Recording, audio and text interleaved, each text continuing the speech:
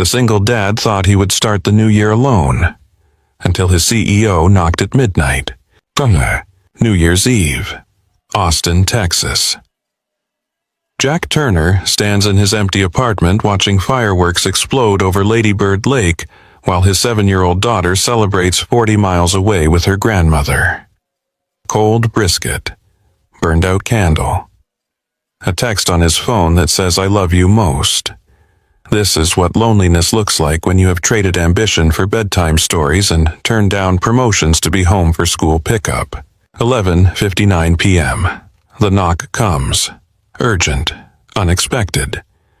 Through the peephole, he sees her Claire Whitman, the CEO of his company, standing in the hallway in a damp coat, with eyes that look like they are holding back a storm.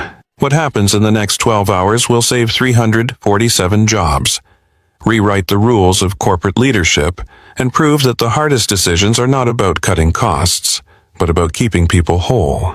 This is the story of what courage actually looks like when no one is watching, and the easy answer would destroy everything you claim to value. Drop a comment with where you are watching from. Let's go. Outside. So Jack opens the door.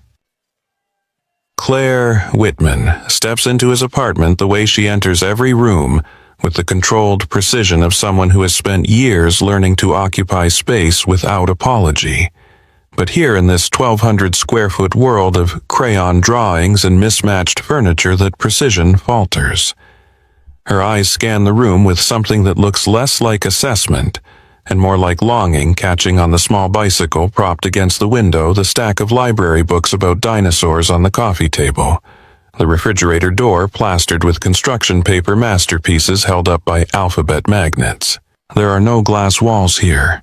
No minimalist leather or strategic sight lines or the careful emptiness that comes with executive taste. Instead, there is life messy and particular and completely indifferent to her presence. A Lego castle half-built on the floor. A coffee mug that reads Lily's Dad sitting on the counter next to a stack of engineering journals Jack has not had time to read. The patio door cracked open despite the January chill, letting in the smell of Texas rain and the distant percussion of fireworks over downtown. Jack does not offer wine. He fills the electric kettle and pulls 2 mugs from the cabinet movements, unhurried, unfazed by the fact that his CEO has just appeared at his door 3 hours before midnight on the last night of the year. He sets out tea bags. Earl Grey. The cheap kind from the grocery store, not the loose-leaf artisanal stuff that probably stocks the break room on the executive floor. Claire remains standing. Her coat is still buttoned. Her posture is perfect, even as her gaze drifts to the corkboard above the desk, where printed emails are pinned in neat rows. Proposals for improved PPE standards in the maintenance department. Rotation schedules designed to reduce overnight shifts for workers with young children. A handwritten note on lined paper. The penmanship shaky, thanking someone named Jack for fixing the break room heater before the Christmas cold snap hit. He does not explain any of it, does not point out his small acts of attention or translate the bureaucratic language of the safety proposals into something she might find impressive. The apartment speaks for itself. It tells the story of a man who has built a smaller life in order to live a truer one, who has turned down 3 promotions because corner offices do not come home in time for bedtime stories. The kettle clicks off. Jack pours hot water over the tea bags and slides 1 mug across the counter toward Claire. She wraps both hands around it like she is cold in a way that has nothing to do with the weather. Her fingers pale against the ceramic, her wedding ring absent. He notices this not because he is looking for it, but because its absence feels significant in the same way everything about this moment feels significant, like the universe has compressed itself down to this kitchen and these 2 people and whatever impossible thing is about to happen next. The television is off now. The fireworks have faded to sporadic bursts. The only sound is the hum of the refrigerator and the faraway thrum of the city settling into its celebration. Claire looks at Jack over the rim of her mug, and for the first time since she arrived, she looks less like a CEO and more like a person who has run out of places to hide. "I have advisors," she says. Her voice is quieter than he expected, stripped of the projection that carries across boardrooms and investor calls. They are very loud. I need someone quiet, someone honest. Jack leans against the counter, still in the flannel shirt he put on that morning, work boots unlaced by the door, where he kicked them off hours ago. He does not straighten his posture or adjust his tone, or do any of the small performative things people do when they suddenly find themselves in the presence of power. He just looks at her with the same patient attention he gives to broken boilers and faulty wiring, waiting to understand what is actually wrong before deciding how to fix it. I fix boilers, he says. Honesty comes with the wrench. Something in Claire's shoulders shifts. Not relaxation exactly, but a small surrender, like she has been holding herself at attention for so long, she has forgotten what it feels like to stand down.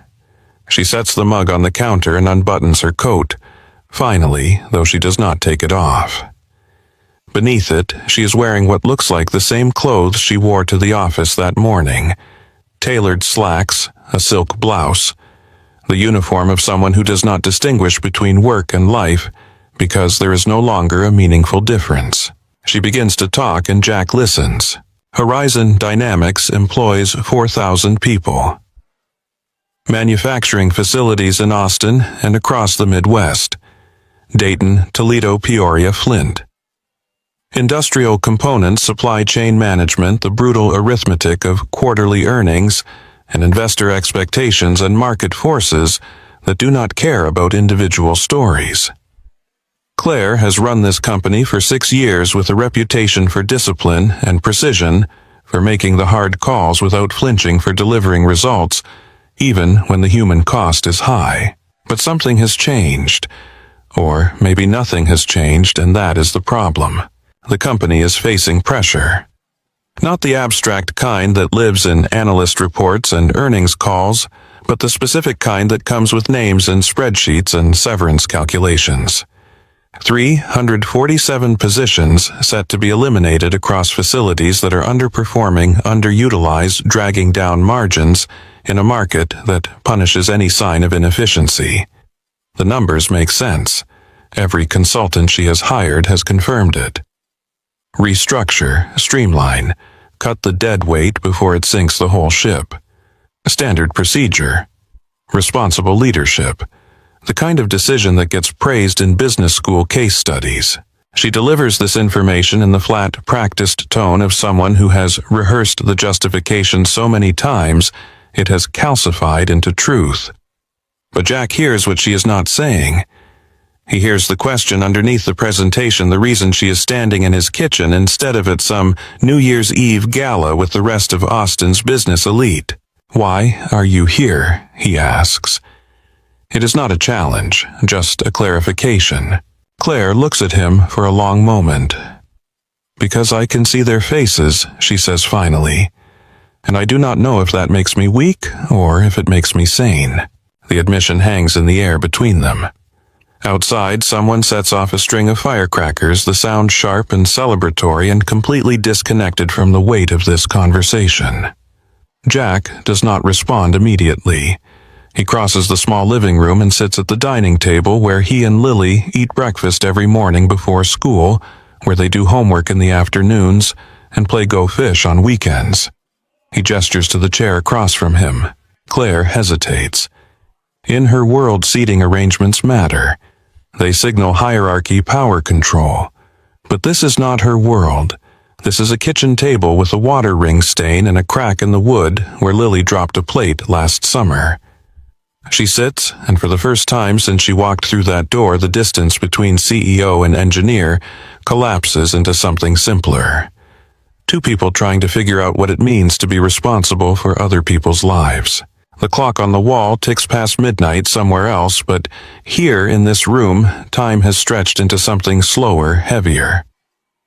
Jack's phone buzzes on the table. A FaceTime call. He glances at the screen, then at Claire, then answers. Lily's face fills the frame, pixelated and radiant, a paper crown crooked on her head. Her grandmother visible in the background, laughing at something off-screen. "Daddy," she says, her voice high and excited. Did you make a wish? Jack's whole face changes. The careful neutrality he maintains around Claire dissolves into something unguarded and soft. I did, sweetheart. What did you wish for? He looks at Claire for half a second, then back at his daughter. I wished I wasn't alone. Lily giggles. You're never alone, Daddy. You have me. I love you most, he says. And she repeats it back to him like a call and response they have practiced 1,000 times. Then she blows him a kiss and the call ends, and the room feels emptier than it did before. When Jack looks up, Claire has turned toward the window. Her back is very straight. Her hands are folded in her lap with the kind of discipline that comes from years of controlling every visible reaction. But he can see the small tremor in her shoulders the way she blinks too quickly, the mask slipping just enough to reveal what is underneath loneliness. The kind that lives in corner offices and empty apartments and hotel rooms in cities where no one knows your name. The kind that comes from spending so much time managing other people's lives that you forget you have one of your own. She is alone, too. Jack understands this without her having to say it. Alone with the spreadsheets and the projections and the terrible mathematics of leadership that reduce human beings to line items and budget allocations. He waits. Eventually, Claire turns back to face him. Her composure is back in place, but it sits differently now, less like armor, and more like a costume she is tired of wearing. Tell me about them, she says quietly. Tell me about the people I am about to let go. And Jack, who has been waiting for this question without knowing it, begins to answer. Dad. Jack Turner does not deal in abstractions. He does not talk about workforce optimization or operational efficiency or the strategic imperative to right-size underperforming assets. He does not use the language of consultants or the sanitized vocabulary of corporate restructuring that turns human beings into data points and devastation into a necessary correction. He talks about Marisol. Marisol Gutierrez works in custodial services at the Dayton facility. 53 years old, 18 years with the company. She cleans the executive washrooms that people like Claire use without thinking about who scrubs the toilets and empties the trash and makes sure the soap dispensers are full. She cleans the factory floors where oil and metal shavings and the residue of 12-hour shifts accumulate in layers that require industrial solvent and patience to remove. She cleans the break rooms where second-shift workers eat microwaved dinners at 2 a.m, their faces gray with exhaustion, their hands still trembling from the vibration of the machines. 6 months ago, Marisol was diagnosed with ovarian cancer. Stage 3. She is halfway through chemotherapy now. Her hair gone, her body reduced to something she barely recognizes, her days organized around nausea and fatigue, and the small victories of keeping food down long enough to matter. Her insurance comes through Horizon. Her daughter is 19, a sophomore at community college, studying to become a nurse, working part-time at a drugstore to help pay for books and fees and the expenses that financial aid does not cover. Jack knows this because he met Marisol one night last spring when he was in the basement of the Dayton building, repairing a burst pipe that was flooding the storage area. It was past 11. Her shift had ended at 10, but she was still there, moving slowly through the hallways with her cleaning cart emptying trash bins with hands that looked too thin inside the oversized rubber gloves she wore. She stopped to watch him work, not saying anything, just standing there in the fluorescent buzz of the basement, while he wrestled with corroded fittings and tried to stop the leak before it reached the electrical panel. When he finally got the water shut off and sat back against the concrete wall to catch his breath, she spoke. You always stay late too, she said. It was not a question. Someone has to, Jack replied. She nodded, like this made perfect sense. Then she told him about the chemotherapy, about how she had tried to take medical leave but the bills kept coming and her daughter needed help with tuition. And sitting at home made the fear worse, made the cancer feel more real than it did when she was moving through familiar routines with a mop and a bottle of disinfectant. She told him she did not know if she believed in God anymore, but she believed in kindness because she had experienced it from coworkers who covered her shifts when she was too sick to stand, and supervisors who pretended not to notice when she took extra breaks, and the woman in HR who had helped her navigate the insurance paperwork without making her feel stupid or small. "I am not sure about God," she had said, her voice quiet in that empty basement. "But I have seen kindness, and that is enough." Jack tells Claire this story without embellishment or sentiment. He does not need to perform emotion. The details do the work. Marisol's thinning hands, her daughter studying to save lives while her mother fights to keep her own, the choice between medical leave and making rent, the late nights cleaning up after people who will never know her name. Claire listens without interrupting. Her tea has gone cold. Her hands are still wrapped around the mug, but they have tightened knuckles, pale, the small muscles in her jaw working like she is trying to keep something contained. Jack continues. Dennis Kowalski, Toledo facility, machinist, 58 years old, 22 years with the company. He runs a lathe that was installed the year he started, knows the sound of its gears so intimately he can diagnose problems by ear. Alone can tell from the pitch of the motor when a bearing is starting to fail, or when the alignment has drifted by a fraction of a millimeter. He works doubles most weeks, sometimes triples when production deadlines get tight. Not because he loves the overtime, but because his wife has early onset Alzheimer's, and the care facility costs more per month than his base salary. Dennis does not complain. He shows up. He does the work. He goes home to a woman who sometimes recognizes him and sometimes looks at him like he is a stranger who has broken into her room. On good days, she remembers their wedding, their daughter's graduation, the trip they took to Niagara Falls for their 25th anniversary. On bad days, she is terrified and confused, and he has to calm her down while his heart breaks in real time. The night shift supervisors know his situation. They schedule him for the maximum overtime the union contract allows. They look the other way when he takes personal calls during breaks when he has to leave mid-shift because the care facility has called to say his wife has had an episode and they need him there. They do this not because they are exceptionally compassionate, but because Dennis has earned it, because in 2 decades he has never missed a deadline or produced a defective part, or let his personal catastrophe interfere with his professional excellence.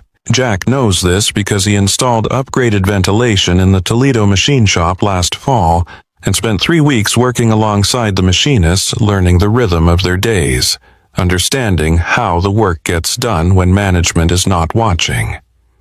Dennis told him about his wife during a lunch break, the two of them sitting on the loading dock eating sandwiches while forklifts moved pallets in the background. He did not ask for sympathy. He just needed to say it out loud to someone who would not try to fix it, or tell him everything happens for a reason, or any of the useless platitudes people offer when confronted with suffering they cannot comprehend. "She does not remember me most days," Dennis had said, staring at the concrete. "But I remember her. I remember who she was, and I will keep remembering until there is nothing left to remember." Claire has stopped looking at Jack. She is staring at the table now, at her own hands, at the world contracting to this small kitchen, and the weight of what she came here to do. When she speaks, her voice is thinner than before, scraped raw. "These are the people you want me to think about." Jack shakes his head. "These are the people you're already thinking about. That is why you are here." The silence that follows is not empty. It is dense with all the things Claire is not saying, all the justifications and defenses and rational arguments she has constructed to make the math work, to convince herself that leadership means making the hard call even when it destroys people who have done nothing wrong except exist in positions that a spreadsheet has deemed redundant. Jack does not fill the silence. He waits.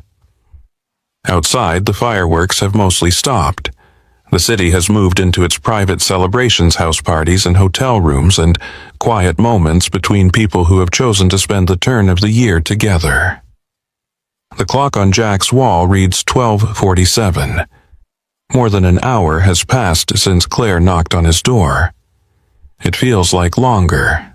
It feels like they have been sitting here for days. Eventually, Jack speaks again. "Angela Rivera. Peoria facility. quality control, 31 years old.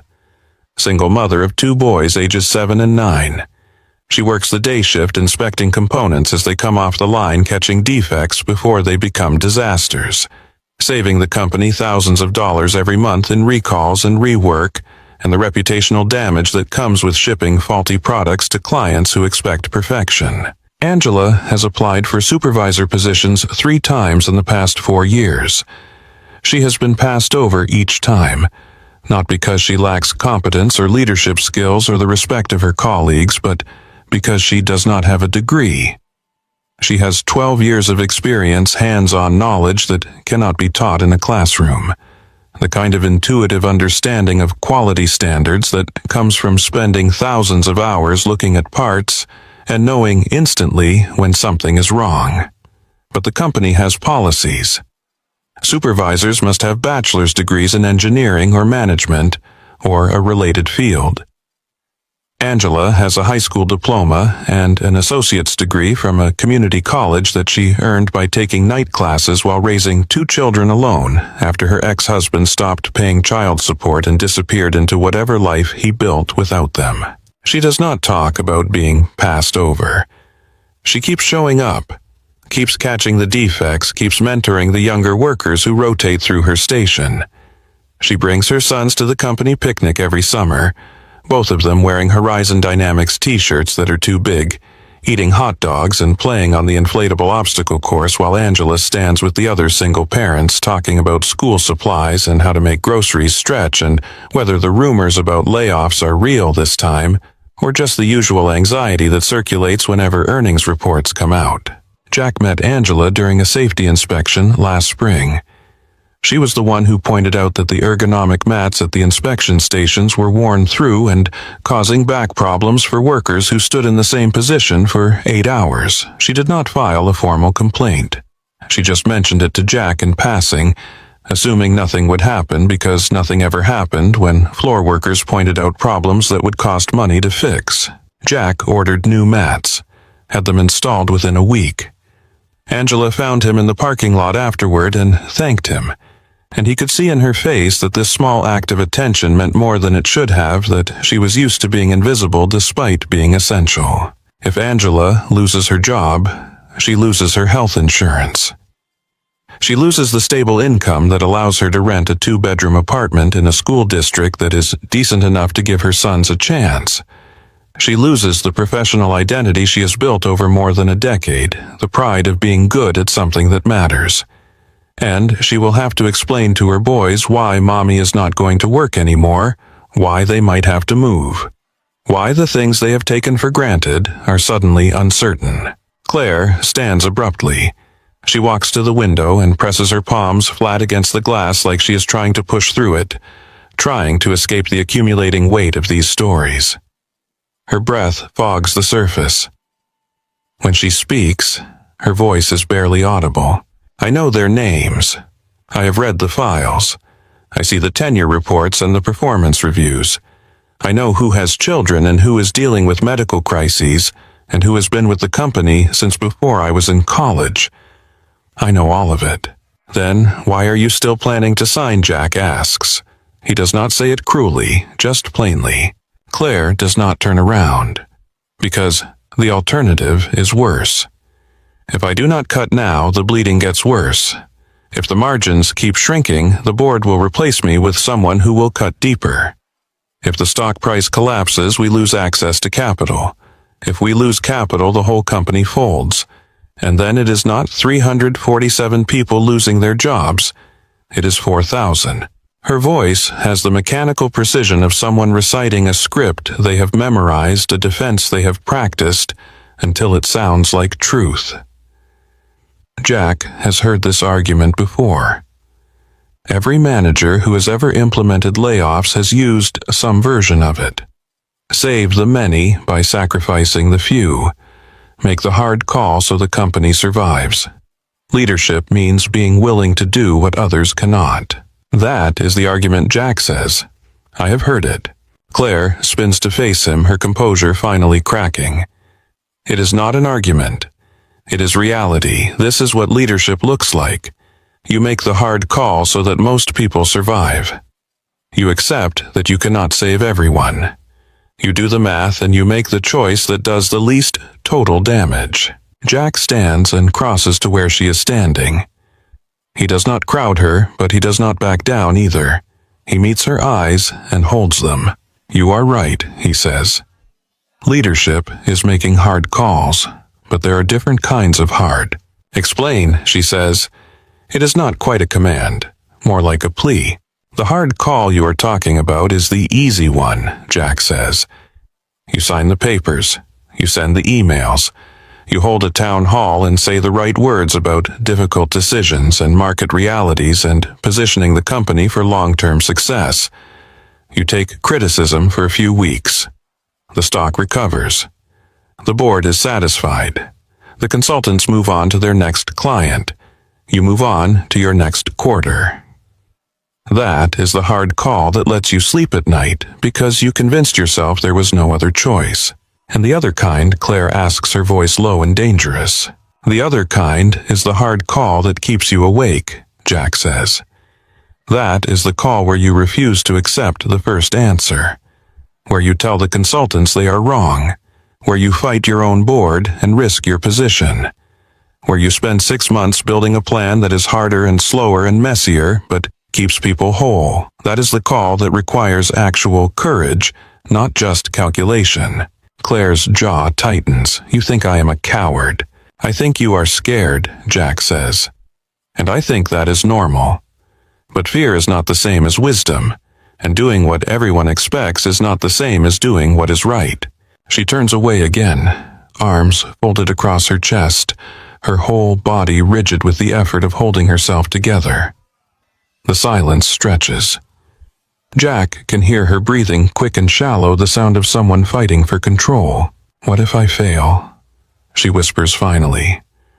What if I refuse to cut and the company suffers and I lose everything? What if I am wrong? Jack does not answer immediately. He walks back to the table and picks up his phone. The screen shows the photo Lily sent earlier. Her face grinning under the paper crown, her grandmother laughing in the background. The kind of unguarded joy that only exists when people feel safe and loved. He shows it to Claire. This is my daughter, he says. She is 7 years old. When she grows up, she is going to ask me what I did for a living. And I am going to tell her I kept buildings running so people could work in them safely. That is a small job, but it is one I can be proud of. He sets the phone down and looks at Claire directly.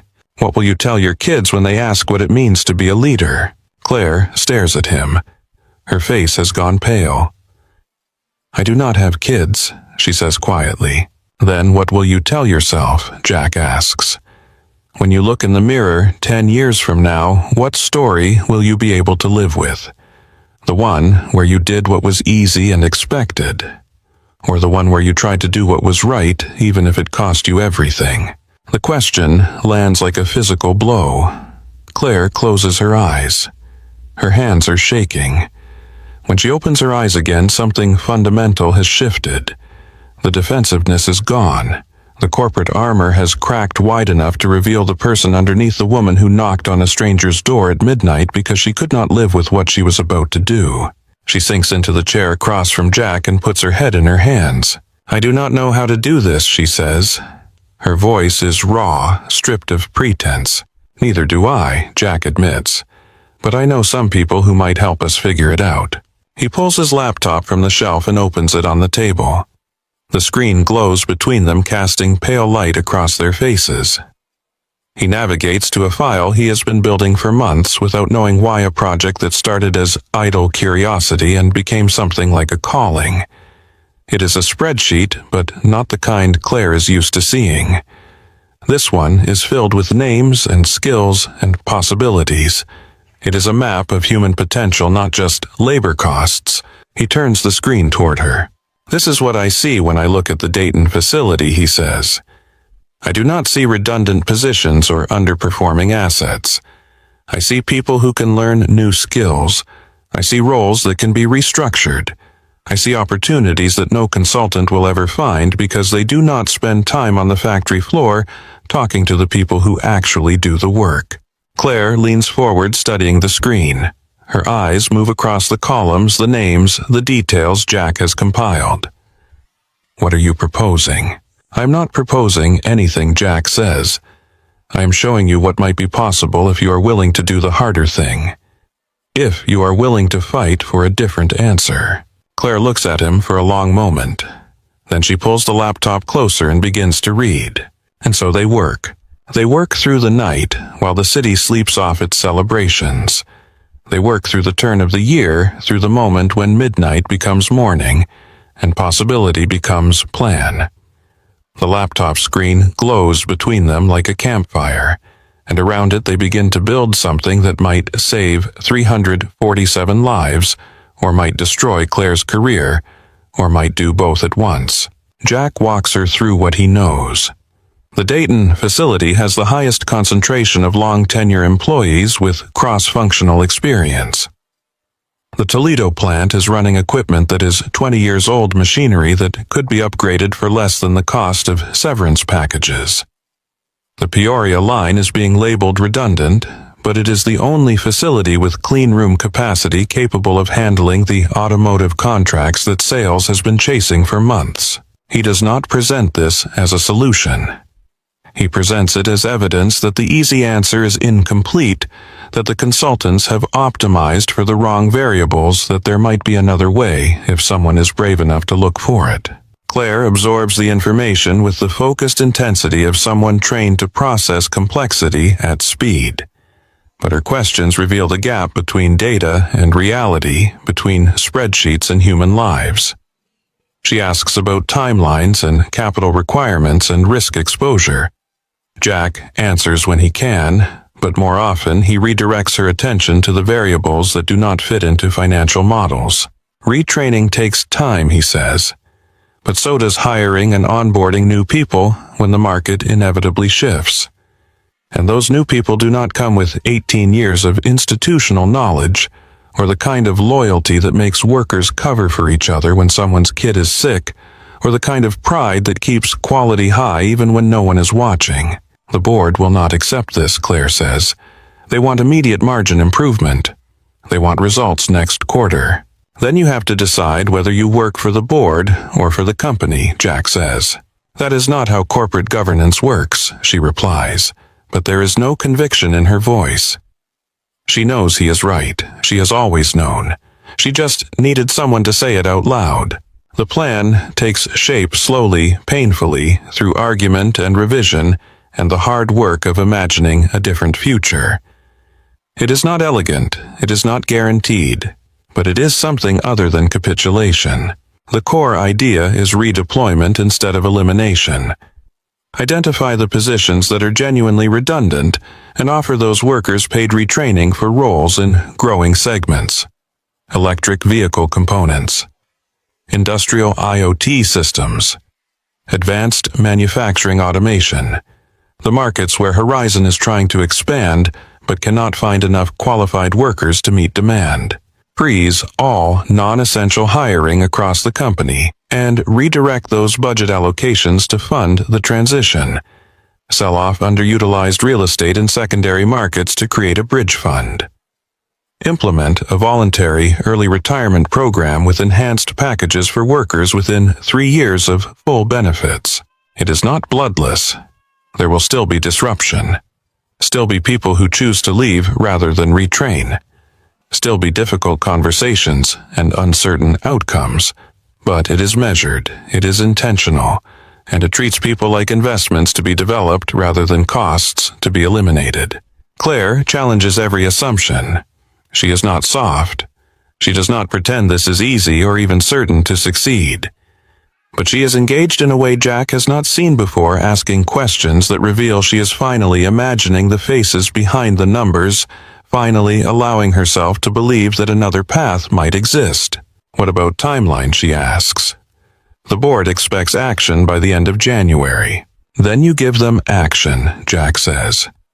You announce the restructuring, but you announce it with a commitment. No involuntary layoffs for 9 months. You give people a window to retrain to transfer to find their place in the new structure. You show the board you are serious about transformation, not just cost-cutting. And if it fails, Claire asks, if the metrics do not improve fast enough, then you own it, Jack says. But at least you will own something you can defend. Something you can look at in the mirror and not hate. Claire stands and walks back to the window. The Austin skyline is dark now. The party lights extinguish the lake below, reflecting only the pale glow of street lamps and the first hints of dawn gathering in the east. She presses her forehead against the glass. I will lose allies, she says quietly. The CFO will push back. Half the board will call this naive. The analysts will punish the stock. Probably Jack agrees. I could lose my job. Yes. Then why should I do this? Jack joins her at the window. He looks out at the city waking up to a new year, at all the lives being lived, in all the buildings spreading across the Texas hills, at the vast, complicated web of human existence that refuses to be reduced to numbers on a spreadsheet. Because you will be able to look in the mirror, he says. And because a year from now, when you walk through the Dayton facility, Marisol will still be there. And she will still believe in kindness. Claire turns to look at him. Her eyes are red with exhaustion, but they are clear. You really think this can work? I think it is worth trying, Jack says. And I think you did not knock on my door at midnight because you wanted permission to do the easy thing. She holds his gaze. Something passes between them that is not quite agreement, but is close enough. She is not convinced, but she is willing. And in this moment, that is enough. All right, she says, let's do the hard thing. They work until the sky begins to pale. By the time Jack's phone buzzes with Lily's good morning text, the plan exists in a form that can be defended, a document that runs 43 pages and contains enough specificity to be credible and enough flexibility to survive contact with reality. Claire has stopped questioning whether it will work and started questioning how to make it work, which Jack recognizes as the moment when possibility becomes commitment. She leaves just after 6 in the morning. The hallway is silent. The building still asleep. She stands in the doorway with her coat buttoned and her laptop bag over her shoulder, looking like someone who has not slept, but has found something better than rest. Thank you, she says. Jack shakes his head. Thank me when people still have jobs. She almost smiles. Then she is gone, and Jack is alone in his apartment, watching the first real light of the new year spill across Lady Bird Lake, while the coffee maker gurgles, and somewhere 40 miles north, his daughter is probably already awake, probably already asking her grandmother if they can make pancakes shaped like stars. He does not feel triumphant. He feels the way he always feels after fixing something complicated, uncertain whether the repair will hold, but certain he used the right tools in the right order. The rest is up to forces beyond his control. 3 days later, Claire Whitman calls an all-hands meeting, January 3rd. First business day of the new year. The main atrium at Horizon Dynamics headquarters fills with 300 employees from the Austin facility, while another 1,000 joined via video feed from Dayton and Toledo and Peoria and Flint. The room has the tense anticipatory silence of people who have been waiting for bad news and are steeling themselves to receive it with whatever dignity they can muster. Jack stands in the back. He is not supposed to be here. His role does not typically involve company-wide announcements.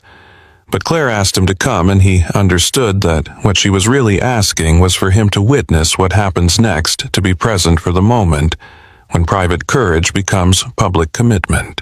Claire takes the stage without preamble.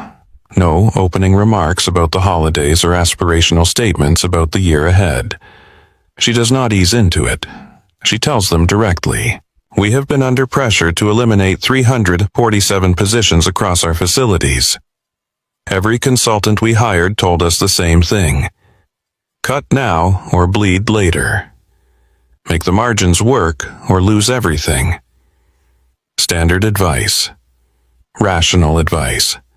The kind of advice that makes sense when you are looking at spreadsheets instead of people. The room is absolutely still. Jack can see faces in the crowd going, pale hands gripping armrests, the small physical preparations people make when they know they are about to be hurt. But Claire does not deliver the expected blow. "I'm not taking that advice," she says. The silence shifts quality. Confusion now mixed with the fragile beginning of hope. We are going to restructure. We are going to transform the way this company operates. But we are not going to do it by throwing people away. We are going to do it by investing in the people we have. By retraining instead of replacing.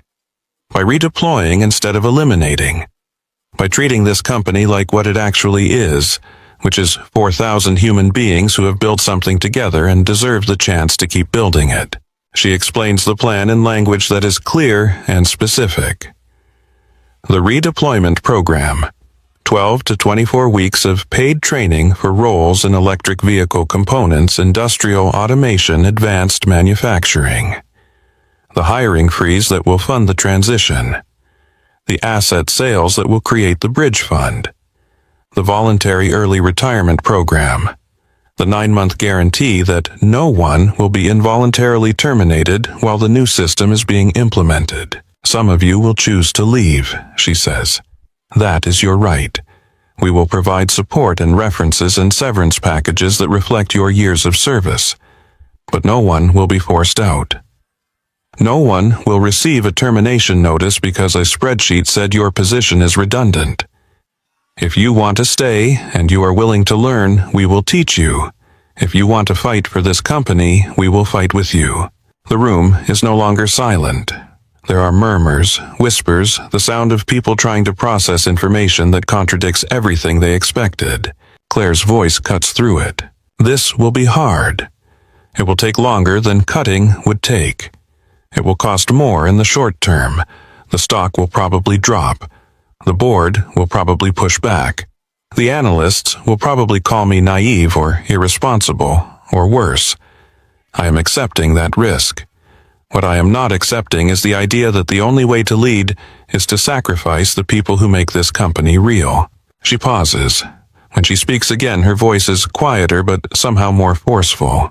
"Judge me by the next 12 months. If this plan fails, if the company suffers because I chose this path, then fire me. I will accept that consequence. But let me fail trying to keep you whole. Let me fail trying to prove that there is a better way to do this." She walks off the stage before the applause starts. It begins scattered, uncertain, then builds into something louder, more sustained. Not everyone is clapping. Jack can see faces that remain skeptical, arms that stay folded, the natural suspicion of people who have been disappointed too many times to trust easily. But enough people believe. Enough people are willing to try. Claire does not stop to acknowledge the response. She walks straight through the crowd and out of the atrium, moving like someone who has just done something irrevocable and needs to be alone with the consequences. Jack follows her. He finds her in her office, standing at the window that overlooks the production floor, watching workers move through their shifts with the careful choreography of people who have done the same tasks thousands of times. She does not turn when he enters. "That was brave," he says. "That was terrifying," she replies. The fallout begins within hours. The stock drops 8% by market close. Financial news networks run segments analyzing the announcement, most of them framed around questions of whether Horizon's CEO has lost her nerve or lost her mind. 2 board members resign before the end of the week, issuing carefully worded statements about philosophical differences and the need for leadership aligned with shareholder value maximization. Internal emails proliferate. Some celebrate the decision, calling it long overdue proof that the company values its people. Others condemn it as naive sentiment that will destroy margins and invite activist investors to force a leadership change. The division is not clean. It cuts across departments and tenure and hierarchy, creating fault lines that had always existed but are now visible. The CFO requests a private meeting with Claire on January 7th. Jack is not invited, but he hears about it afterward. The CFO presented an ultimatum backed by detailed financial projections, showing the plan's impact on quarterly earnings, debt covenants, and competitive positioning. Reverse course within 60 days, or face a vote of no confidence from the remaining board members who still believe in fiduciary responsibility and data-driven decision-making. Claire thanked him for his analysis and did not reverse course. The CFO resigned on January 14th. His departure triggers another wave of concern. The financial press interprets it as evidence that the numbers do not work, that Horizon is being run by emotion instead of strategy. The stock drops another 4%. Recruitment firms start quietly reaching out to senior Horizon executives, testing whether they might be open to opportunities at companies with more traditional leadership. But other things are happening that the press does not notice.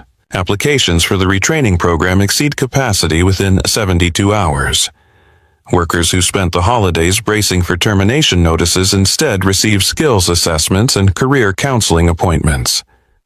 The Dayton facility, which was supposed to lose 90 positions, becomes the pilot site for the new electric vehicle component line.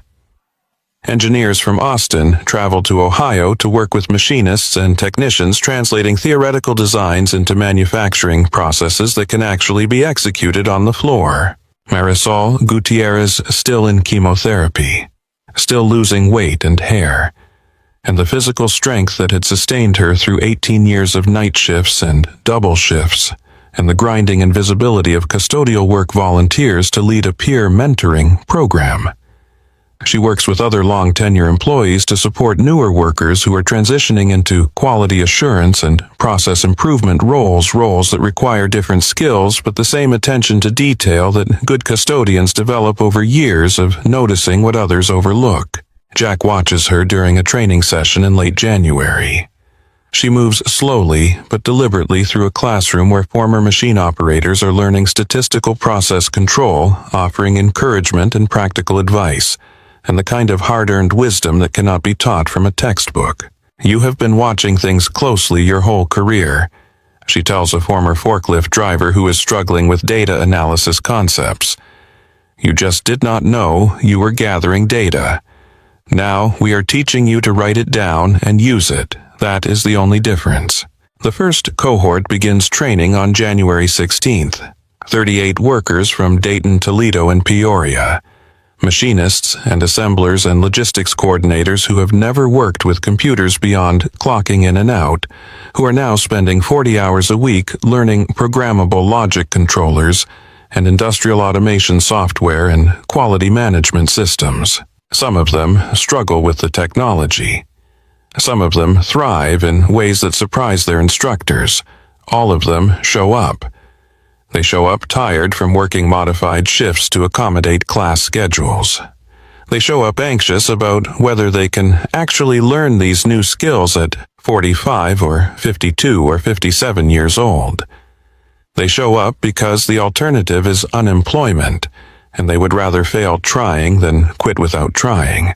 Jack attends the training sessions when he can, sitting in the back of converted conference rooms watching people who spent decades doing physical labor now wrestling with abstract concepts and digital interfaces. He takes notes. He identifies where the curriculum is working and where it needs adjustment. He talks to trainees during breaks, asking what makes sense and what feels impossible, gathering feedback that he compiles into reports that go directly to the program directors.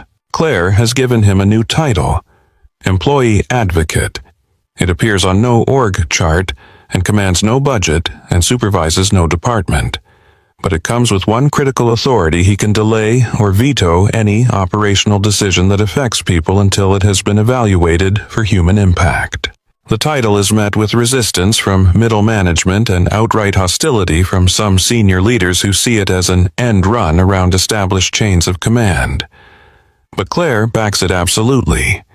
When a VP complains that Jack blocked a shift consolidation that would have improved efficiency metrics, Claire asks if the VP consulted with the workers who would be affected. The VP admits he did not. Claire tells him to do that first, then bring the proposal back. "Do I get a corner office?" Jack had asked when Claire offered him the role. "You get a chair that will not be empty when it matters," she replied. The chair is a folding metal one that Jack carries to whatever meeting room or factory floor or break room where decisions about people are being made. He sits in budget reviews and strategy sessions and operational planning meetings, mostly silent, mostly watching, speaking only when the conversation drifts away from the human reality of what is being proposed. A VP of operations suggests consolidating 2 shifts at the Toledo facility to hit quarterly efficiency targets. Jack pulls up the shift rosters on his laptop and projects them onto the conference room screen. He does not editorialize. He just highlights the workers who would be affected. Single parents whose childcare arrangements depend on the current schedule. Workers taking night classes who cannot switch to day shifts without dropping out. People working second jobs whose primary income depends on the existing rotation. These are the people whose lives you are proposing to restructure for a 3% efficiency gain, Jack says. If you still think that trade is worth making, explain it to them directly. I will set up the meeting. The VP withdraws the proposal. The head of procurement wants to switch to a cheaper supplier for a component used across multiple product lines. The cost savings are substantial. The business case is clear. Jack does not have the technical expertise to evaluate supplier quality, but he knows who does. Have you consulted with the assembly technicians who install these parts? He asks. The procurement head looks confused. Why would we do that? Because they are the ones who will have to deal with it if the cheaper parts do not fit properly or fail more frequently, Jack says. And because they have been installing these components for years and might know things that are not in the supplier's data sheets. Jack arranges a video call with 3 assembly techs from different facilities. They explain patiently and in detail that the cheaper parts have higher tolerance variance and require significantly more installation time, which negates most of the cost savings. They also point out that the current supplier provides technical support that has prevented production delays on multiple occasions, support that the cheaper supplier does not offer. The switch is canceled. During a quarterly earnings call in early February, an analyst asks Claire when she plans to resume normal hiring and stop burning cash on retraining programs that have not yet demonstrated return on investment. The question is hostile, designed to make the plan sound fiscally irresponsible. Claire starts to answer, but Jack leans forward into the microphone. The ROI is 63 people who were supposed to be unemployed in February and are instead building components that helped us land the Detroit contract, he says. His voice is calm, factual, completely devoid of defensiveness. If you need me to quantify that in terms of retention costs and onboarding expenses and institutional knowledge preservation, I can send you the spreadsheet. But the actual return is that those 63 people can still pay their mortgages and feed their children and contribute to the productive capacity of this company. If you do not consider that a return on investment, I question what you think investment means. The line goes quiet. The analyst does not ask another question, but Jack's real work happens outside the conference rooms, away from the financial metrics and strategic discussions, and the careful theater of corporate leadership. He spends 3 days a week on factory floors, in break rooms, in parking lots where third-shift workers stand in the cold, smoking cigarettes and drinking gas station coffee before their midnight start times. He listens. Workers tell him about supervisors who undermine the retraining program by scheduling participants for shifts that conflict with class times, then writing them up for attendance issues. They tell him about equipment that is breaking down more frequently because maintenance has been deferred too long, creating safety risks that people are afraid to report because they do not want to be labeled complainers. They tell him about the small indignities that accumulate into feeling disposable lockers that have been broken for months, vending machines that eat dollars without dispensing product safety gear that does not come in sizes that actually fit. Jack does not promise to fix everything. He cannot. But he promises to elevate it to people who have the authority to act. And he does. Every week he sends Claire and the operations leadership team a digest of what he has heard. It is not framed as complaints. It is structured as a priority map of the friction points that prevent capable people from doing good work. Some issues are trivial to fix, and he handles them directly, ordering replacement locks for the broken lockers, getting the vending machines serviced, requisitioning properly sized safety equipment. Others are systemic and expensive and require executive approval equipment upgrades, maintenance, backlog reduction, scheduling system overhauls. Claire reads every word. She does not always agree with Jack's assessments. She pushes back when she thinks he is being idealistic or missing larger strategic constraints. But she never dismisses him. And slowly, incrementally, the culture begins to shift. Managers start attending training sessions to understand what their people are learning. Supervisors begin scheduling around retraining commitments instead of treating them as optional or inconvenient. The maintenance backlog gets attacked with the same urgency as production deadlines. Workers notice. They do not necessarily trust that the changes will last, but they notice. By March, the transformation is visible but incomplete. The retraining program has graduated its first cohort and enrolled its second.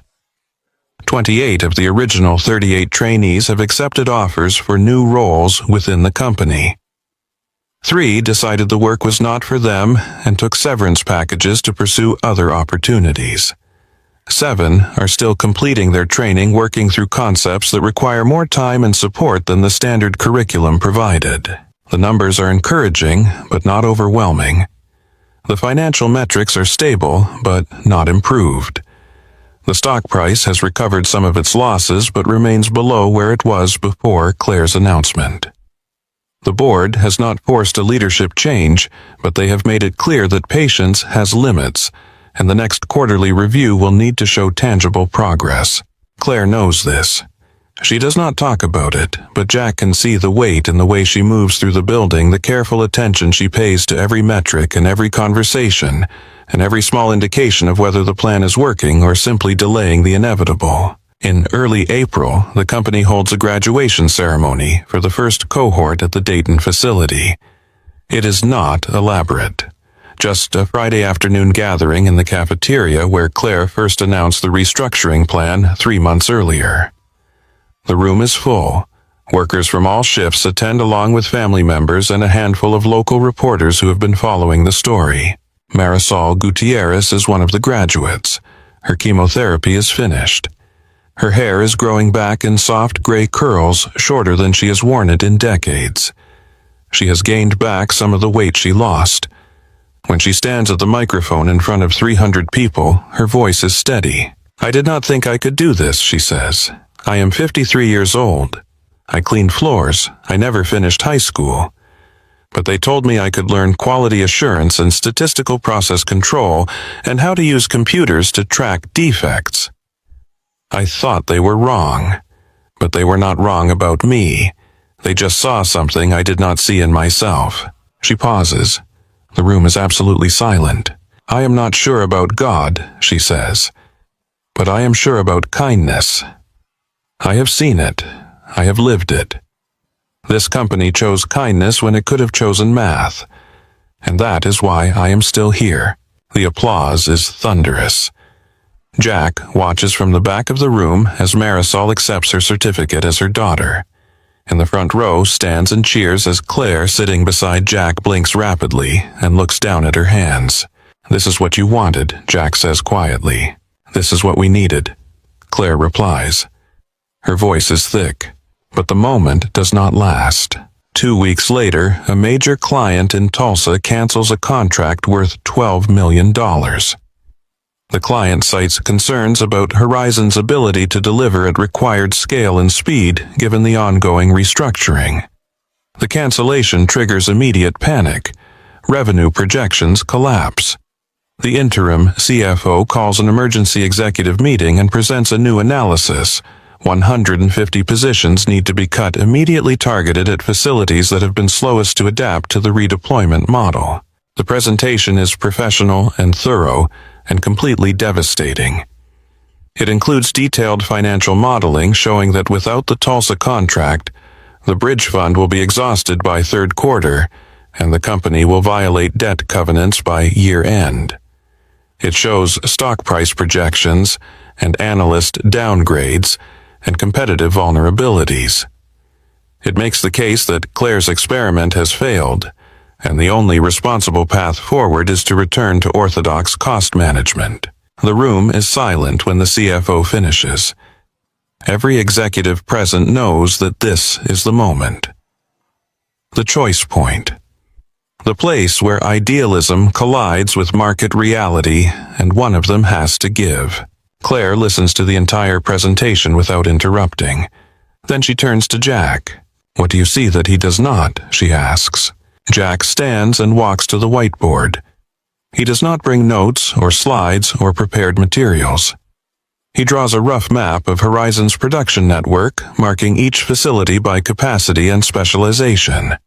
Then he circles the Tulsa client's requirements and traces the workflow backward through the supply chain, identifying bottlenecks and inefficiencies and points where the current system is failing to utilize available resources. The problem is not headcount, he says. The problem is how we deploy the people we have. We are running the same shift structures and teaming models we used a decade ago, but the work has changed. We have workers with new skills sitting in roles designed for old skills. We have equipment capacity that is not being fully utilized because we have not reconfigured workflows to match new capabilities. He draws lines connecting facilities showing how work could be redistributed if teams were cross-trained and schedules were made flexible.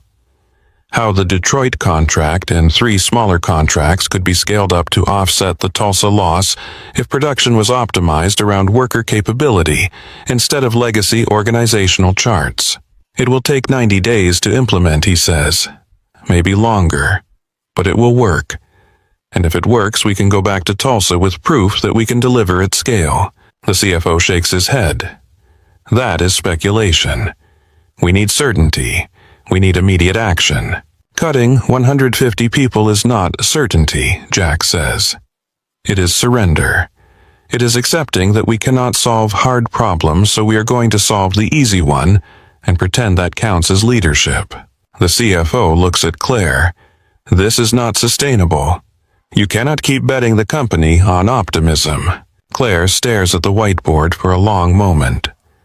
At the lines Jack has drawn, connecting facilities and capacities and human potential. At the gap between what the spreadsheets say is possible and what the people on the ground know might work. She looks at the executives waiting for her decision. At the CFO, who is offering her a path back to safety and conventional wisdom. At Jack, who is offering her a path deeper into uncertainty. We do it Jack's way, she says. 90 days. We reconfigure the workflows and implement the cross-training model and go back to Tulsa with proof that we can deliver. If it fails, if we cannot make the numbers work, then I will resign, and you can bring in someone who will make the cuts I refuse to make. The CFO stares at her. You are gambling everything. Yes, Claire says, I am. The meeting ends. Executives file out in silence. The CFO stays behind just long enough to say he will not be part of this, that he cannot in good conscience support a strategy that prioritizes sentiment over solvency. He resigns effective immediately. Claire and Jack remain alone in the conference room. She walks to the window overlooking the production floor where the afternoon shift is just starting, where workers who do not yet know how close they came to being eliminated are clocking in and putting on safety gear and beginning another day of building things. You just bet your entire career on this, she says. No, Jack replies. You did. I am just holding the map. Claire turns to look at him. For the first time since the Tulsa news broke, she smiles. It is a tired smile, edged with fear and determination, and something that might be hope. Then we better make sure the map is right, she says. 90 days is not much time to rebuild a production system. Jack knows this. Claire knows this. Every operations manager who gets pulled into emergency planning sessions knows this. But knowing something is difficult does not make it optional, so they begin. The plan is deceptively simple on paper. Reconfigure workflows to match worker capabilities instead of legacy job descriptions. Implement cross-training so teams can flex across multiple production lines. Create scheduling systems that treat people as adaptable resources rather than fixed inputs. Eliminate the bottlenecks that exist not because of equipment limitations, but because of organizational inertia. Simple on paper, brutal in execution. Jack spends the first week of the 90-day window at the Toledo facility mapping actual work patterns against theoretical job descriptions. He arrives before first shift and stays past third, watching how tasks actually get done when management is not watching. He sees machinists who could run quality control but are locked into single roles by union contracts negotiated decades ago. He sees logistics coordinators who understand production scheduling better than the schedulers, but have no mechanism to contribute their knowledge. He sees inefficiencies that persist, not because people are incompetent, but because the system was designed for a different era and has calcified into ritual. He takes notes, he asks questions. He does not judge or criticize. He just watches and listens and tries to understand the gap between what the facility could be and what it currently is.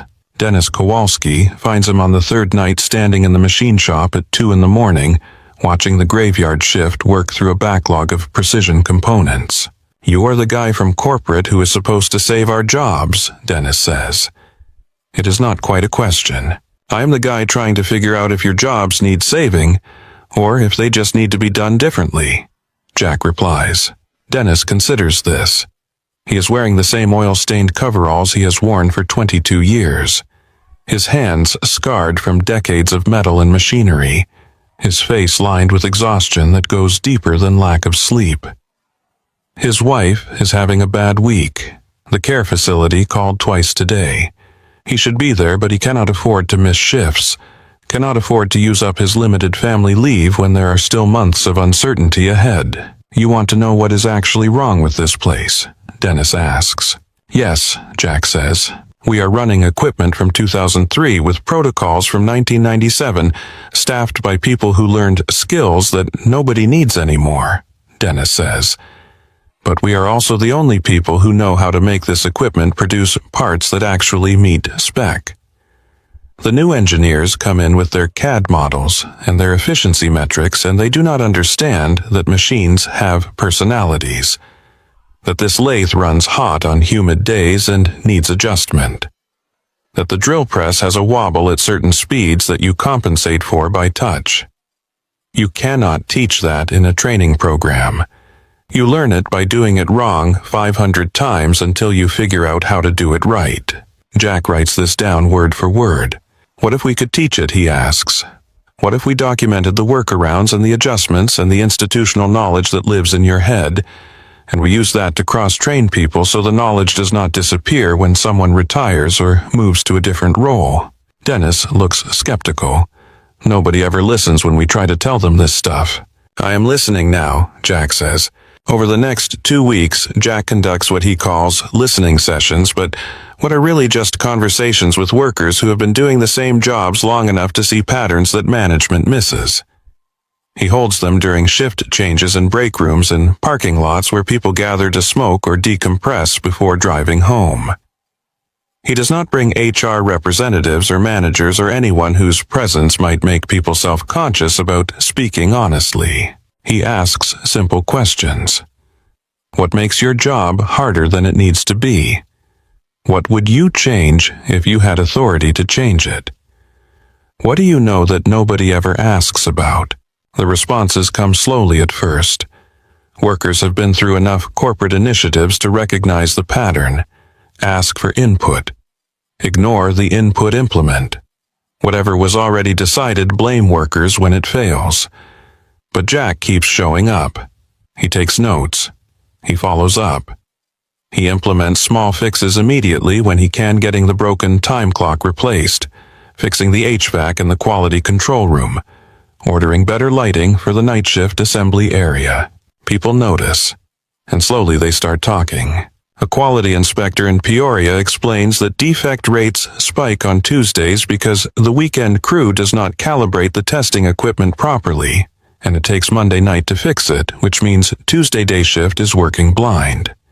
Jack gets the calibration added to the weekend supervisor's checklist, and the Tuesday defect rate drops by 40% within a month. A forklift operator in Dayton points out that the warehouse layout requires 8 unnecessary trips per shift because someone rearranged the floor plan 5 years ago without consulting the people who actually move materials. Jack brings in the warehouse team, sketches the current layout on a whiteboard, asks them to design a better one. They do. Implementation takes 3 days and saves 14 hours of labor per week. An assembly tech in Toledo mentions that half the team could do basic machine setup and maintenance if they were trained, which would eliminate the bottleneck of waiting for specialized techs to handle routine adjustments. Jack sets up a pilot program teaching setup procedures to assemblers who are interested.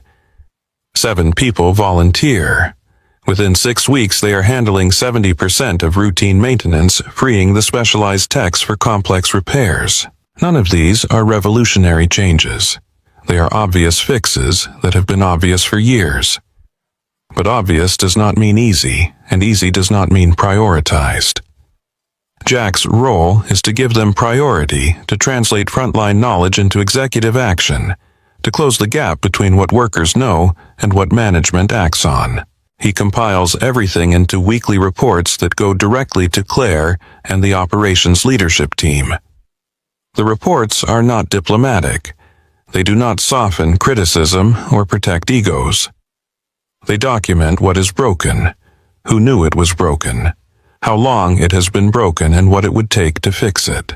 The operations VP pushes back hard.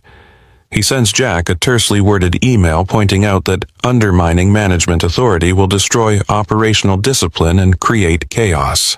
Jack forwards the email to Claire with a single line, "Is documenting reality the same as undermining authority?" Claire calls a meeting.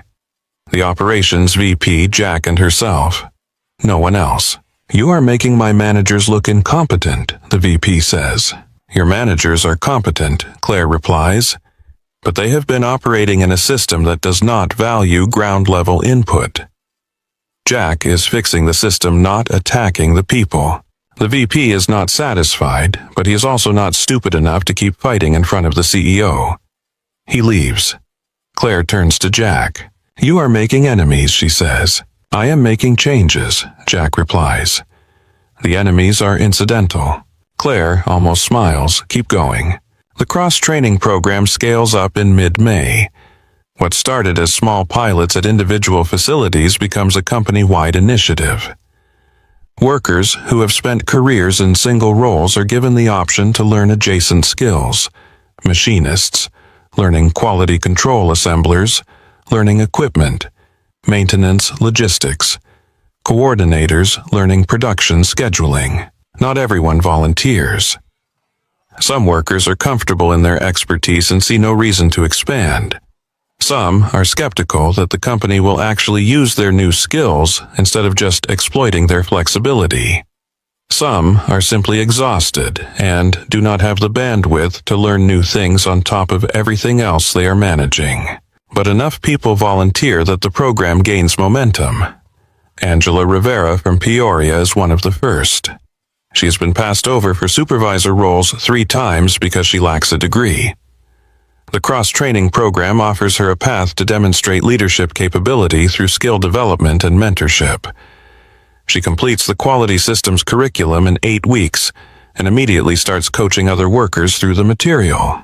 Jack watches her teach a class on statistical process control to a group of assemblers who are transitioning from manual inspection to data-driven quality management. She does not lecture.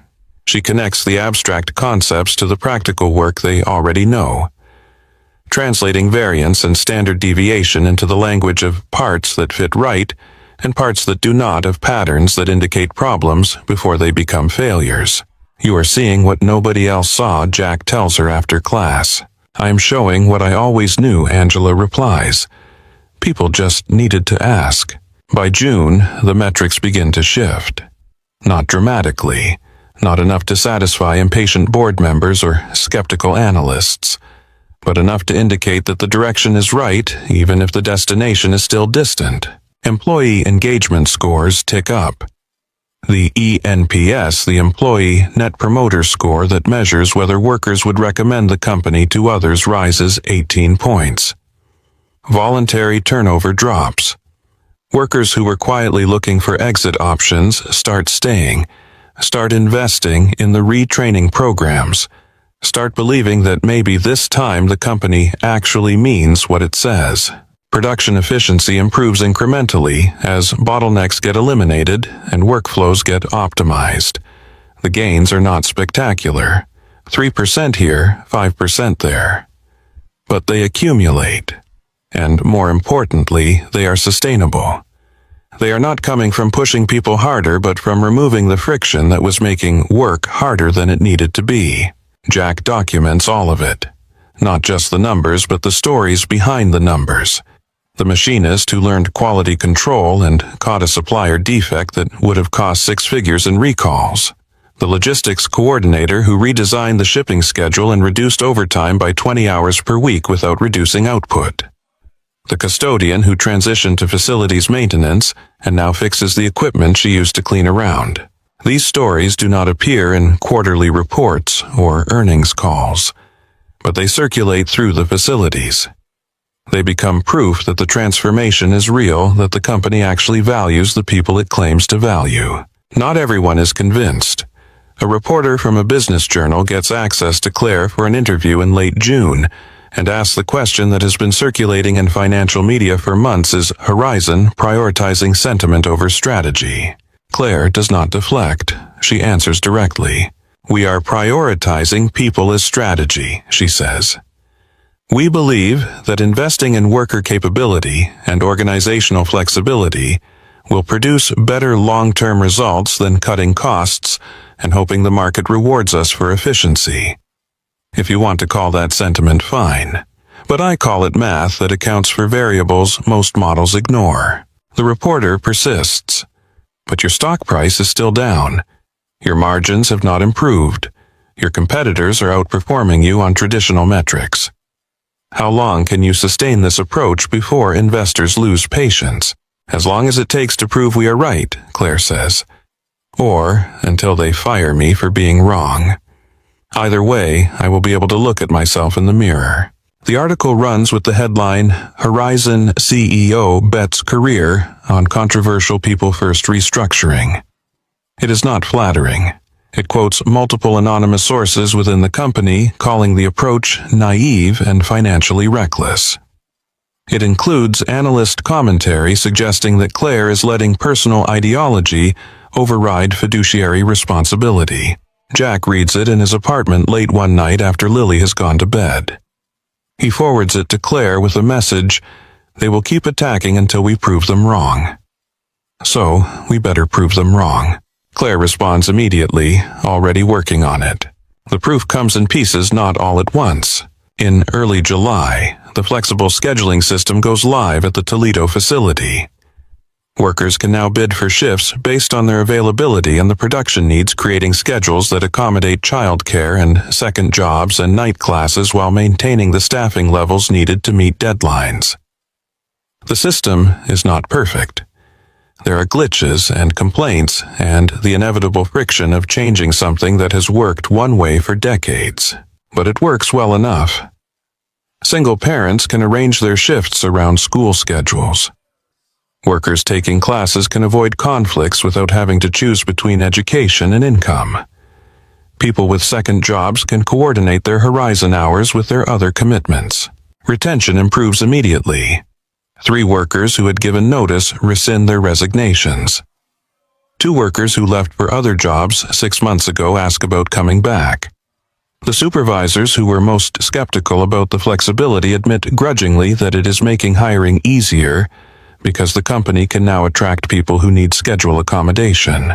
Jack watches the system run for 2 weeks, collecting feedback and identifying problems.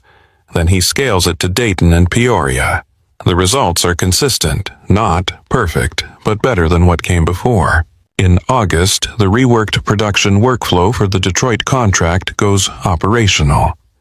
The workflow Jack designed by listening to workers and mapping actual processes instead of theoretical org charts. The one that cross-trains teams so they can flex across multiple production lines, that uses flexible scheduling to maintain capacity without burning people out, that treats workers as intelligent adapters rather than replaceable components. The first week is chaos. Equipment breaks down. Teams struggle to coordinate across new boundaries. The learning curve is steep and everyone is stressed, and there are moments when it seems like the whole thing will collapse into expensive failure. Jack is on site for all of it. Not managing, not directing, just watching and listening and helping translate problems into solutions. When a team lead complains that cross-training is creating confusion about who is responsible for quality, Jack helps them design a simple protocol that clarifies accountability without eliminating flexibility. When workers report that the new scheduling system is creating coverage gaps, Jack works with the supervisors to adjust the bidding rules and add shift premiums for understaffed times. By the second week, the chaos begins to settle. By the third week, the workflow is running smoothly. By the fourth week, it is exceeding the production targets that seemed unreachable a month ago. The Detroit client notices. They send a site inspection team expecting to find evidence that Horizon is struggling to scale. Instead, they find a production system that is flexible, efficient, and staffed by workers who actually seem to care about quality because they have been given agency and respect instead of just directives and discipline. The inspection team approves Horizon for an expanded contract. Not just maintaining the current volume, but increasing it by 40%, with an option for further expansion if performance remains strong. Jack is in the break room when the news comes through. Workers who have been stressed and uncertain for months allow themselves to celebrate. Someone brings donuts. Someone else makes a handwritten sign that says, "We did it," and tapes it to the wall. It is not a corporate event. It is just people acknowledging that they survived something hard and came out the other side intact. Marisol finds Jack by the coffee maker. She is working reduced hours now, focusing on the mentoring program, her energy still limited by the lingering effects of chemotherapy, but her spirit undimmed. "You made this happen," she says. "You made this happen," Jack replies. "You and everyone else who decided to fight instead of quit." She shakes her head. "We fought because you gave us something to fight for. Because she gave us something to fight for."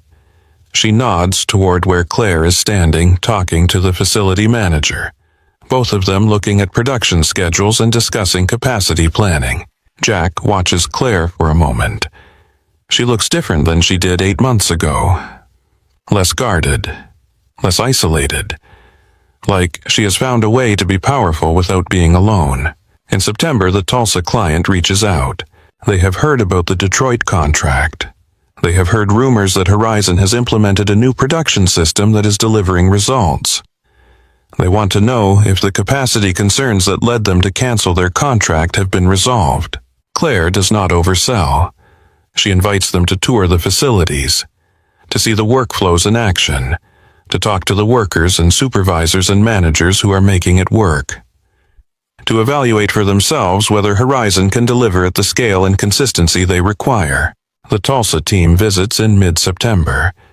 They spend 3 days touring Dayton and Toledo and Peoria, watching production runs, reviewing quality metrics, interviewing workers about the new systems.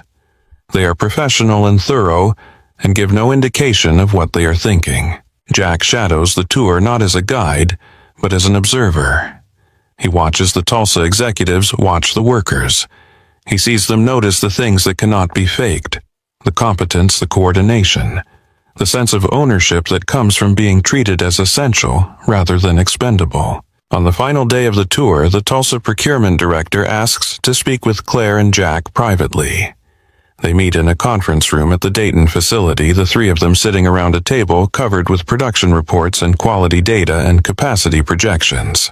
"We canceled because we did not think you could scale reliably," the director says. We were wrong. This system you have built is more robust than what you had before. More flexible. More resilient.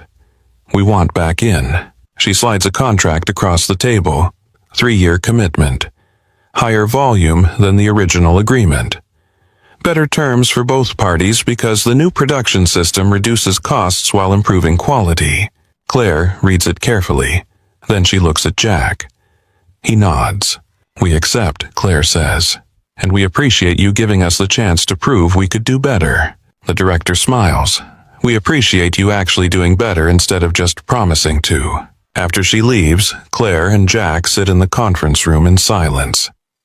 Through the window, they can see the production floor workers moving through their shifts with the practiced efficiency of people who know their work matters. "We did it," Claire says quietly. "You did it," Jack replies. "I just showed you where to look." Claire shakes her head.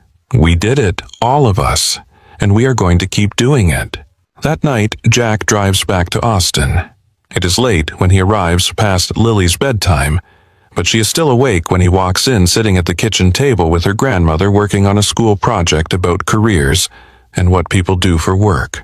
"Daddy," she says, running to hug him. "What do you do at work?" Jack picks her up, settles her on his hip even though she's getting too big for this, holds her close. "I help people do their jobs better," he says. "I listen to what they need, and I try to make it happen." "That sounds important," Lily says. "It is," Jack agrees. "The most important thing I have ever done." Later, after Lily is asleep and her grandmother has retired to the guest room, Jack sits at his dining table looking at the same view he was looking at 9 months ago when Claire knocked on his door at midnight. The city below. The lake reflecting lights. The sense of something significant happening that most people will never see because it is not dramatic enough for headlines, but is real enough to change lives. His phone buzzes. A text from Claire. "Thank you for not giving up on this. On us. On the idea that we could do better." Jack types back, "Thank you for knocking." He sets the phone down and allows himself to feel something he has not felt in a long time. Not pride, exactly. Not triumph. Something quieter and more durable. The satisfaction of having helped build something good. Something that will last beyond quarterly reports and stock prices and the endless churn of corporate restructuring. He thinks about Marisol still working. Still mentoring, still fighting cancer, but no longer fighting alone. He thinks about Dennis, able to keep his wife in care because he still has a job and insurance and the overtime he needs. He thinks about Angela finally getting the recognition she deserved, the opportunity she earned, the proof that her lack of degree never meant lack of capability. He thinks about all the people whose names never made it into his conversations with Claire, but whose lives were preserved by the decision to do the hard thing instead of the easy thing. 347 people who still have jobs. 347 families who did not have to face the devastation of unexpected unemployment. 347 stories that did not end the way they were supposed to end. The numbers matter, but what matters more is that behind every number is a person, and every person matters enough to fight for. Jack stands and walks to the window, looks out at Austin, settling into another night. Somewhere in this city, Claire is probably still working, still reviewing metrics and planning next quarters, and fighting to prove that the path they chose was right. Somewhere in Dayton. Marisol is sleeping in her own bed. Her daughter studying nursing in the next room. Both of them still building the life they almost lost. Somewhere in Toledo, Dennis is sitting with his wife during a good hour, holding her hand, remembering together while they still can. Somewhere in Peoria, Angela is putting her sons to bed and planning tomorrow's training session and imagining the career she is finally building.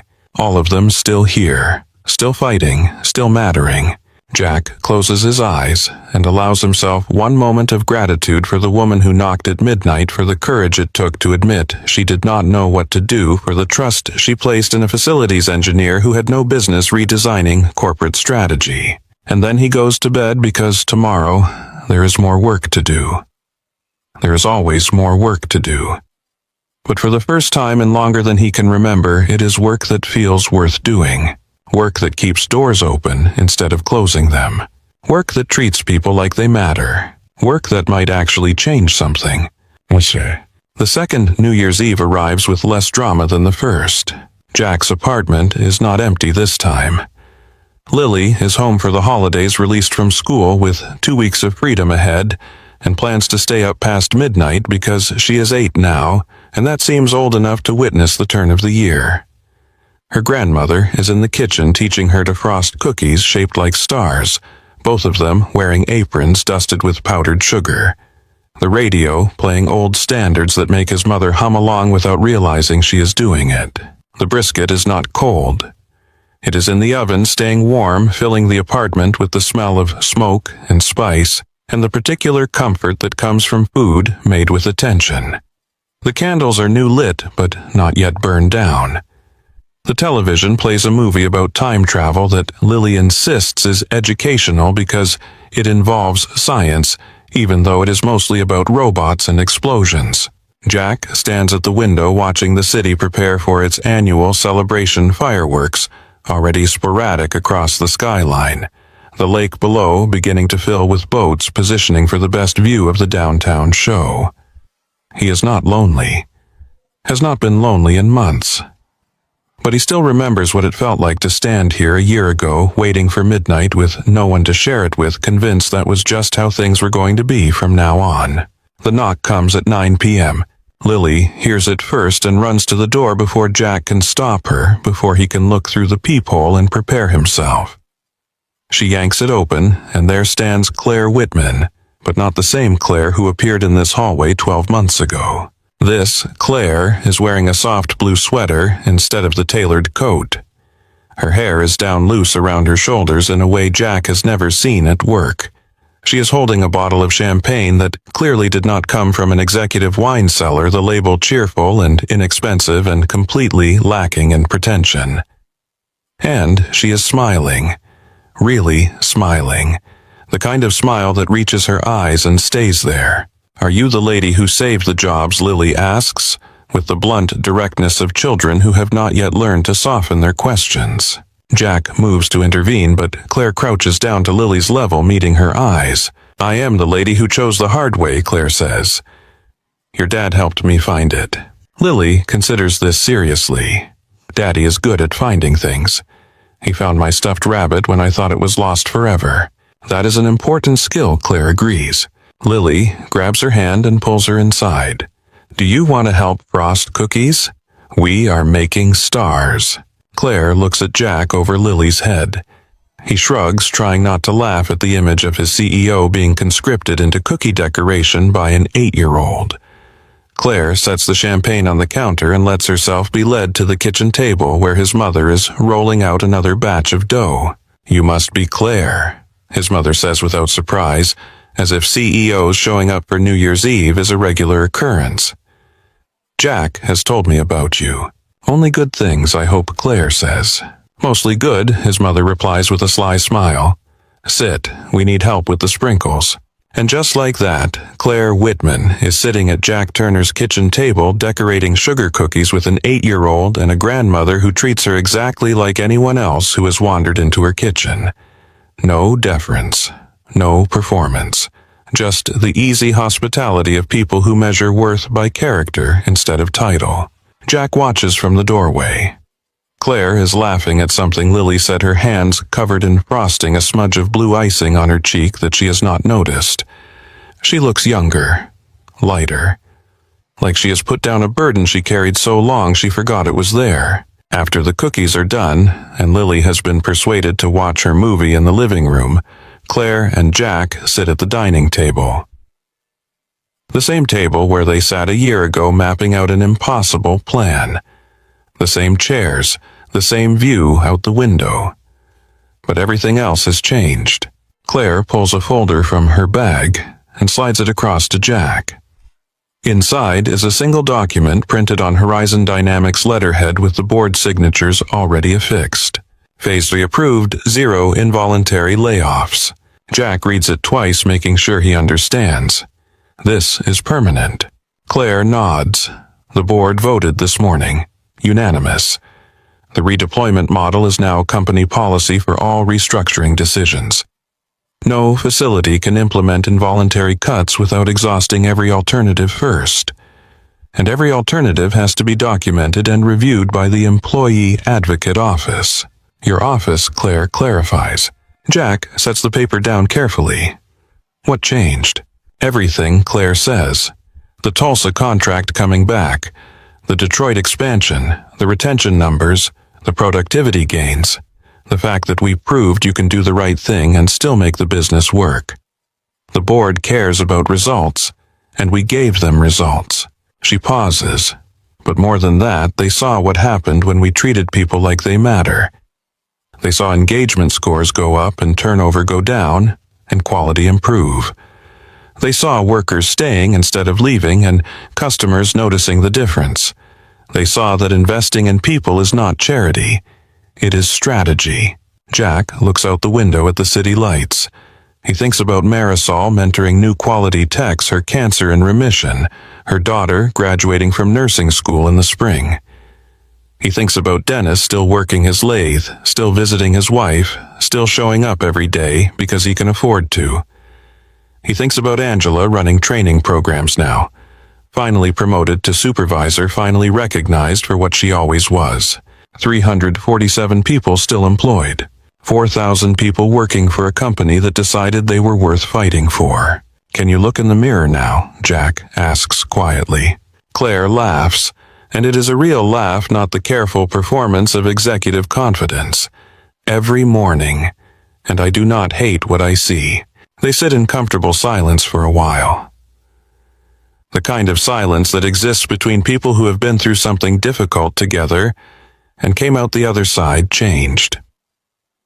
From the living room comes the sound of Lily explaining the movie's plot to her grandmother, her voice animated and certain the way children sound when they believe the world makes sense and good things are possible. Claire glances toward the sound. You have built something beautiful here. So have you, Jack says. Just took you a while to see it. I had help, Claire replies. She meets his eyes. I could not have done this without you.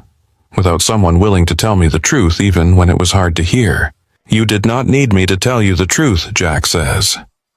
You needed permission to act on what you already knew. I just gave you permission. Claire shakes her head. You gave me courage. There is a difference. Before Jack can respond, Lily appears in the doorway wearing her paper crown from last year, slightly crumpled but still intact. It is almost midnight, she announces. We need to go outside to see the fireworks properly. She grabs both their hands and pulls them towards the balcony. Jack's mother follows, wrapping a shawl around her shoulders against the January cold. The four of them crowd onto the narrow balcony, Lily wedging herself between Jack and Claire, her grandmother standing slightly behind. The city spreads below them, lights and water, and the gathered energy of thousands of people waiting for the year to turn. Jack can hear music drifting up from street parties, laughter from neighboring balconies, the distant sound of someone counting down, even though there are still 3 minutes left. Lily is vibrating with excitement, standing on tiptoe to see better. Jack lifts her up and she settles against his shoulder, her crown now thoroughly crooked. Did you make a wish this year? She asks him. Jack looks at Claire standing beside him, at his mother behind them, at his daughter safe in his arms. I do not need to, he says. I already have everything I wished for. Lily frowns. You have to make a wish. That is the rule. All right, Jack says. I wish that this year is kind to people who need kindness. That is a good wish, Lily declares. What about you? She asks Claire. Claire is quiet for a moment. When she speaks, her voice is soft. I wish I had knocked on your dad's door a long time ago. Why, Lily asks. Because some doors need to be opened, Claire says. And some people need to be brave enough to knock. The countdown begins. The city joins in voices rising in unison. 10, 9, 8. Lily shouts the numbers, her voice high and joyful. 7, 6, 5. Jack's mother laughs. 4, 3, 2, 1. The sky explodes in color. reds and golds and blues cascading over Lady Bird Lake, reflecting in the water, painting the city in celebration. Lily gasps and points and provides running commentary on which fireworks are best. Jack's mother pulls out her phone to take pictures she will never look at, but will treasure having taken. Claire stands very still, watching the display with something like wonder on her face. Jack shifts Lily's weight and looks at Claire. "Thank you for knocking." Claire turns to him, her eyes bright with reflected fireworks and something that might be tears. "Thank you for opening the door." They stand together, watching the city celebrate 4 people who would not have been in this moment together if one woman had not been brave enough to admit she was scared, and one man had not been brave enough to tell her there was another way. The fireworks continue. Lily falls asleep against Jack's shoulder, worn out by excitement and sugar and the magic of staying up late. His mother gently suggests they move inside where it is warm. Claire helps clear the cookie mess, while Jack puts Lily to bed, both of them moving through his small apartment with the easy comfort of people who belong there. When Lily is settled and his mother has retired to the guest room, Jack and Claire sit on the couch with the champagne she brought, glasses poured but mostly untouched. "The work is not over," Claire says.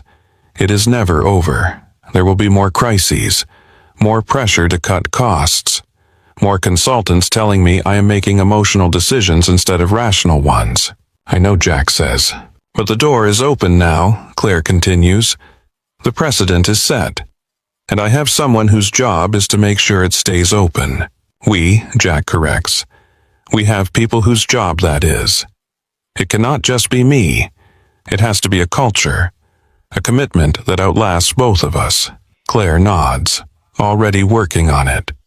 "I am hiring 3 more employee advocates for other regions, building out the infrastructure to make this permanent, making it harder for whoever comes after me to undo what we started." "Good," Jack says. They sit in silence, watching the last of the fireworks fade through the window. The city is settling now, moving from public celebration to private joy, people returning to homes and hotel rooms and the quiet intimacy of being with the people who matter most. "I should go," Claire says, but she does not move. "You should stay," Jack says, "at least until the champagne is gone." Claire smiles. "Deal." The story does not end with a revelation or a triumph or a perfectly wrapped conclusion, because real stories never do. Horizon Dynamics continues to navigate the complicated work of being a company that values people as much as profit. There are setbacks. A supplier bankruptcy that disrupts production for 2 months. A product recall that costs millions and requires difficult decisions about where to cut costs without cutting people.